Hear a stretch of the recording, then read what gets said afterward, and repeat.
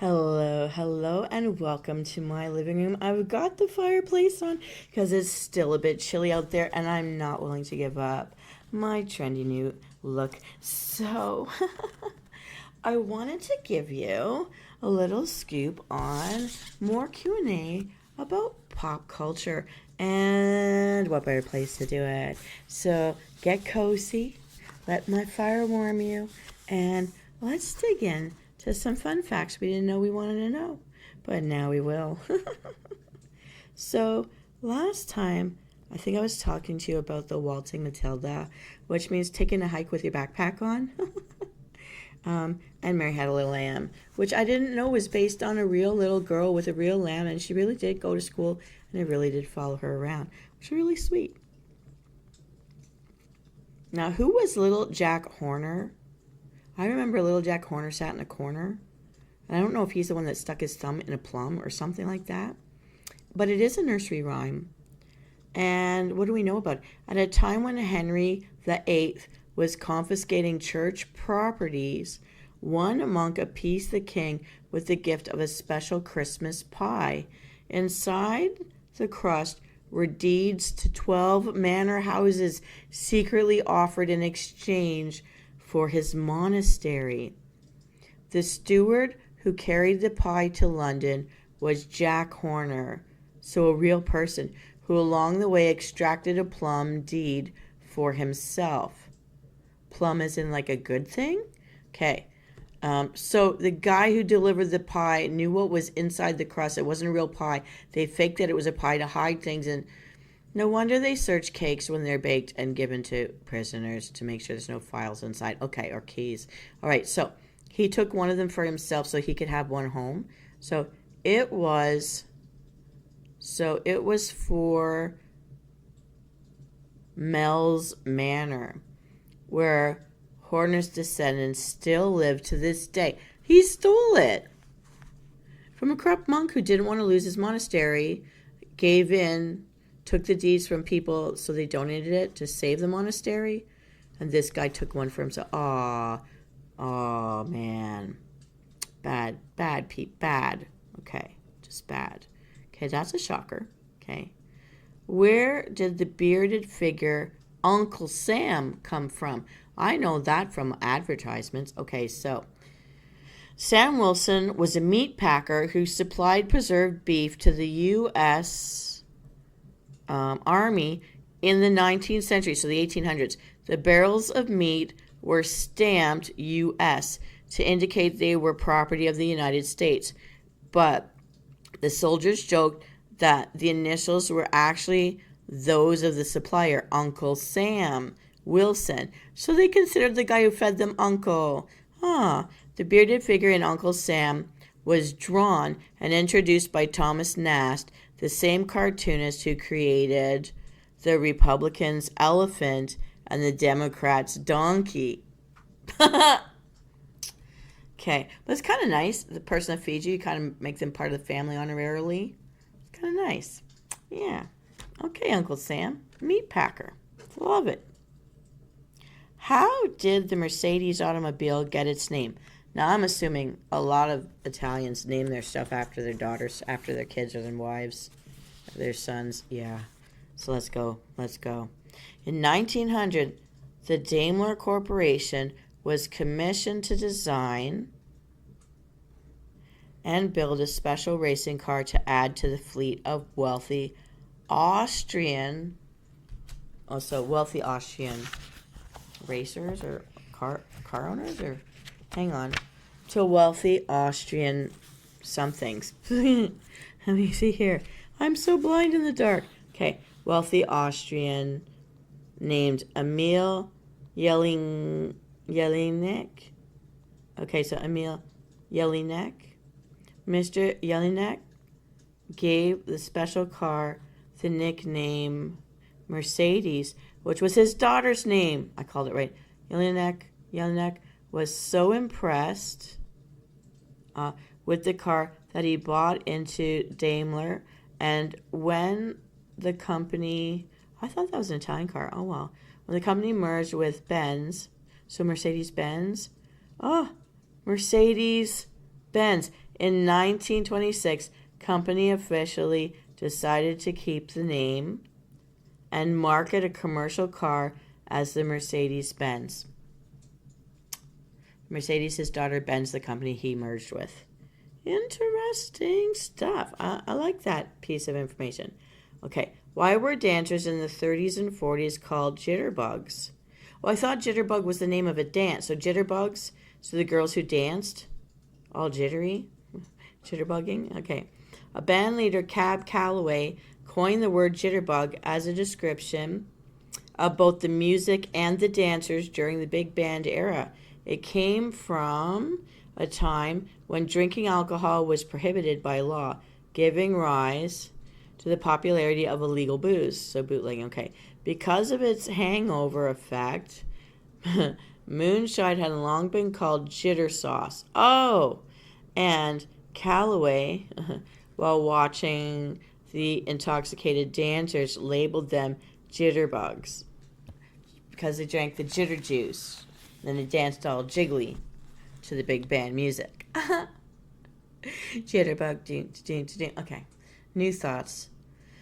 That's hilarious. Now, I've tried moonshine. I've got to tell you, there are some amazing flavors out there like apple pie and the cherry one, but it makes me cry to try to go back for a second sip. That stuff is so strong, I can't drink it, but they can taste actually really good. Really good. All right, just saying. Now, I know a lot of you out there don't drink that stuff, so eat an apple pie. Eat the cherry pie, you know. No puns intended either. Enjoy your fruit, people. It's healthy for you.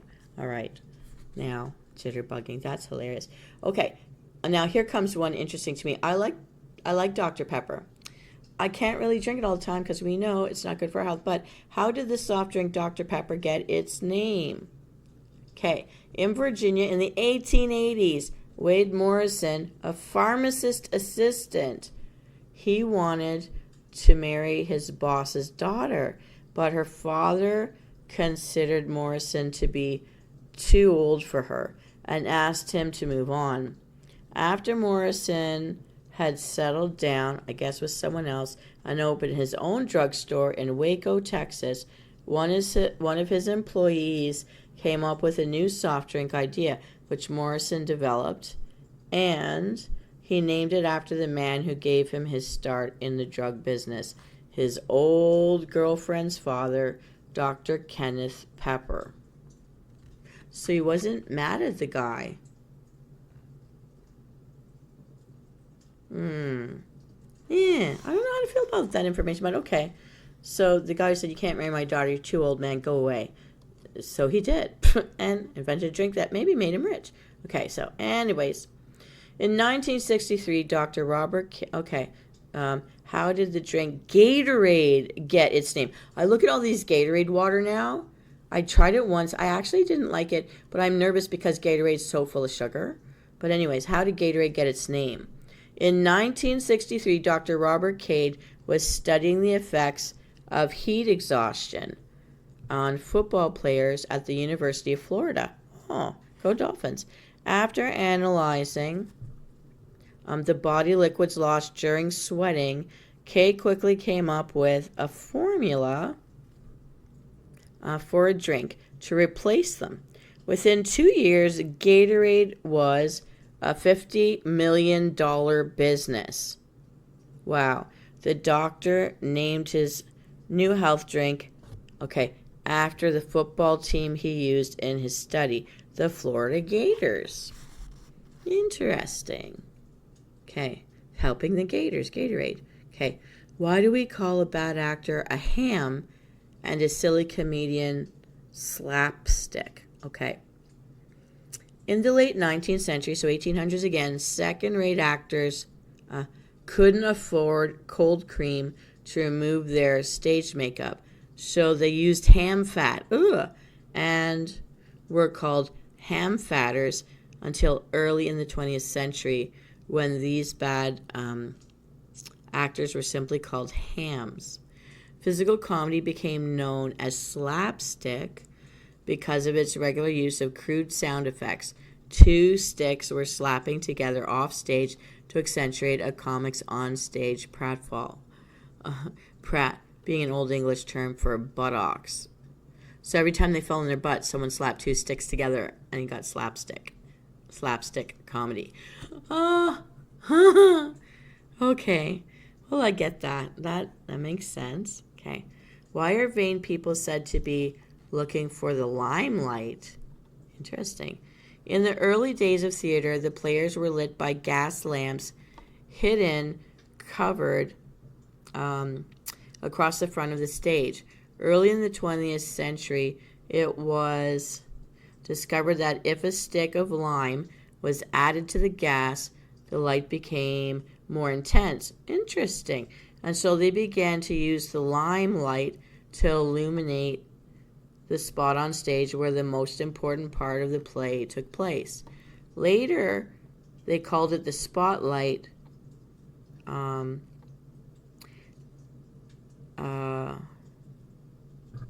me see, was where all the actors fought to be. Okay, the limelight, the spotlight. Well, that's the spot where things happen, so we're going to light it up. Limelight, a stick of lime. I'm wondering if they mean lime like lime water lime or, yeah. So the acetic acid mixing in with the heat of that gas lamp, acetic acid into the gas, I think that's what they're saying, makes it like a brighter light. Interesting. How did teenagers become a separate culture? The word teenager first appeared in 1941, so before the Second World War, but the emancipation of that age group began 40 years earlier, so 1900, when new laws freed children from hard labor and kept them in school. Yes, okay. So until then, there was only childhood and adulthood.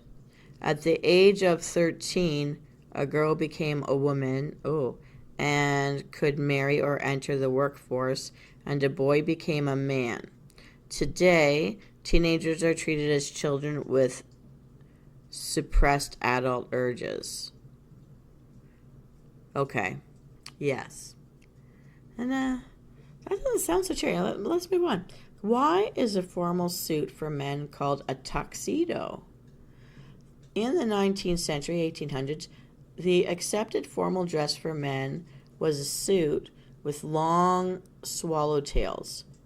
But one evening in 1886, there was someone named Griswold. Let me see. I'm just thinking of Chevy Chase right now, hearing the name Griswold. So that's different. Okay. Griswold Family Vacation. So there was some guy named Griswold, and his last name was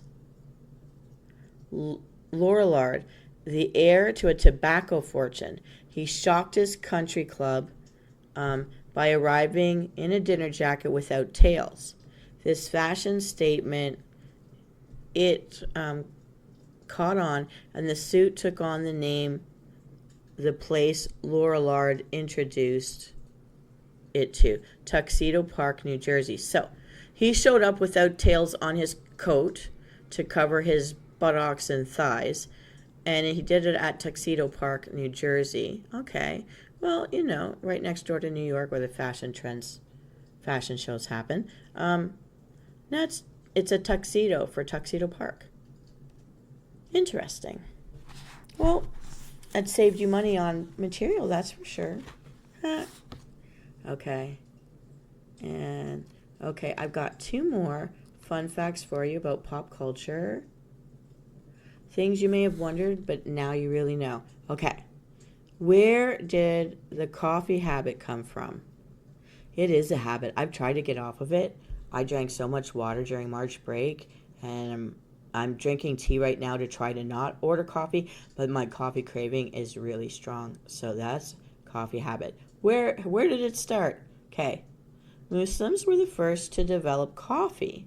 As early as 1524, they were using it as a replacement for the wine they were forbidden to drink. Interesting. According to legend, an astute Arab herder noticed that his goats became skittish after chewing on the berries of a certain bush. Okay, so he sampled a few himself and found them to be invigorating. The region of Abyssinia where this took place is named Kaffa, which gave us the name for the drink we call coffee. Cafe Kaffa. Coffee. So basically, that's the caffeine making them invigorated. So, yeah, the caffeine high. Interesting. I got it. All right. And finally, the last of our Q&A for today, things you might have wondered but maybe never asked. Why do we define the rat race as keeping up with the Joneses? Keeping up with the Joneses has come to mean trying to keep up with your neighbors in terms of material possessions at any cost. The rat race. Okay. The expression comes from the title of a comic strip that ran in newspapers between 1913 and 1931. They were chronicled the experiences of a newly married man in Cedarhurst, New York. The rat race. Newly married man in New York. Okay. Originally titled Keeping Up with the Smiths. The cartoon was changed to Keeping Up with the Joneses because it sounded better. That's all it is. Yeah, Keeping Up with the Smiths. Keeping Up with the Joneses. Joneses, it does sound better. It rolls off my tongue easier too. Well, I hope that these little chat sessions with you have been fun and stimulating and funny enough or odd enough that you might be able to use it as new topics of conversation to drop in on people. It's always fun to have something new to say. If we're in the daily rat race ourselves, we might always be talking about the same thing. So this gives us a chance, a little mind break, a little mind adventure. And it is always funny to me how far into the past some of these things come from that are just the norm today that maybe we don't even question. But now you know. This is Venus Callida. Please let me know in the comments what kind of topics you'd like me to chit chat about. What would you like to hear about? And I'll do the research if you want it. I've got lots more planned. Keep an eye out for my memes. I hope you find them funny and uplifting for your day. Watch out for your karma. Let's invest in some good karma. I did. Today I bought Play-Doh for a bunch of kids, and I'm going to be doing some fun art because I'm so inspired by found art of loose objects. There are storybooks out there about loose art. And if you take a look at them, there's one for Easter, there's one for going to the beach, there's one just in general about a little kid wanting to photograph things, and they put together whatever they can find to make little scenes using their imagination. It's so cute. It was so fun. I had so much fun doing this with a whole bunch of adults sitting around a table eating dinner, messing with this stuff. And you know what I suggested? I'm going to show you guys later, too. I'll make a video about that. Because some of you have asked me about my own art and types of things I do. I have posted real etchings, real sketchings, real paintings that I've done in the past. Photography, my real photography that I did myself has shown up in my first year of stuff before I had this avatar. And I've recreated most of it by now that I thought could be done through this avatar. But it's out there, and you can have a peek-see. If you don't, go and look through my playlists, and you will find this stuff, especially in the Brave Immortal Souls. Check it out. This summer, I'm going to be finally adding to it. I've lost some of my scripts in that period where my original computer died for the third and final time. No more factory resets could be had.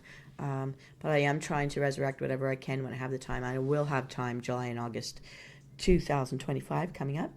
So until then, my friends, have a wonderful day out there. You deserve it. Don't kid yourself. Be kind to yourself. Have some water. Rehydrate. Eat something wonderful. Perk up your brain. Drink something new. Stop and smell something new. Trip through the perfume aisle. A trip through the grocery store fresh foods aisle. to help fight things like SADD. It's still so gray out there most of the time. We need this sunshine to burn through, and until it does, you can always look for me for a colorful little adventure or two.